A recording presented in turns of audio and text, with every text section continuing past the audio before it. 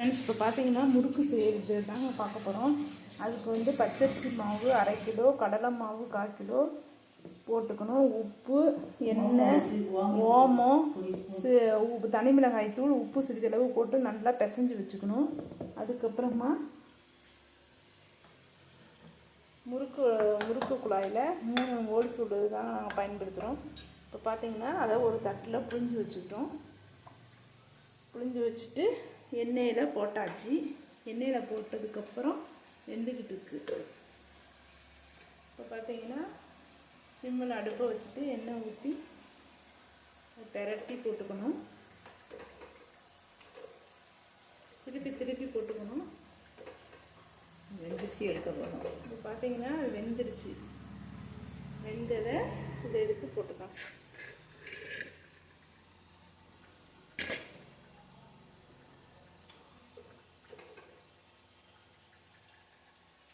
உங்களுக்கு எந்த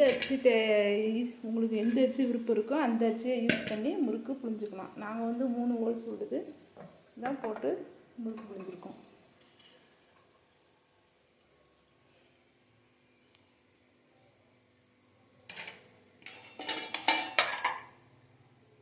பார்த்தீங்கன்னா அடுத்து புழிஞ்சு வச்சதை எண்ணெயில் போட்டாச்சு. வெந்துக்கிட்டு இருக்கு.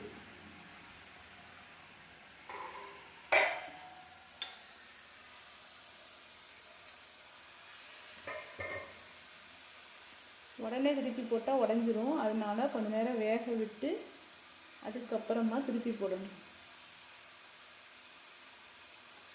அது வெந்துக்கிட்டே இப்போ தட்டில் புழிஞ்சு வச்சுக்கணும்.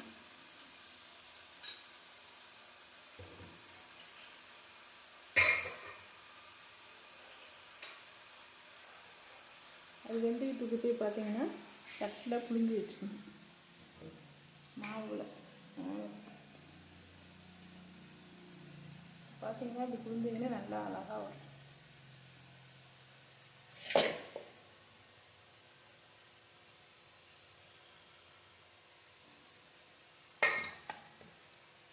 பார்த்தீங்கன்னா இது பொன்னிறமாக வந்துடுச்சு. திருப்பி போட்டுக்கணும்.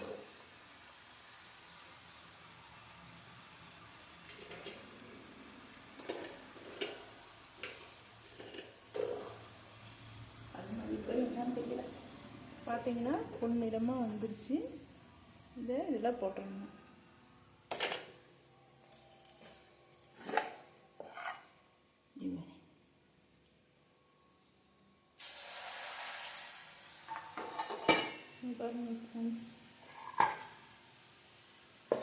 மிகவும் டேஸ்டியான சுவையான முறுக்கு ரெடி ஆயிடுச்சு. பார்த்தீங்கன்னா உடச்சி பார்த்தீங்கன்னா இங்கே பாருங்கள் நல்லா பொறுன்னு உடையுது. கல் மாதிரி இல்லாமல் சாப்பிட்டு பார்க்க மிகவும் சுவையாக இருக்கும். இந்த வீடியோ உங்களுக்கு பிடிச்சிருந்தா லைக் பண்ணுங்கள், ஷேர் பண்ணுங்கள், சப்ஸ்கிரைப் பண்ணுங்கள்.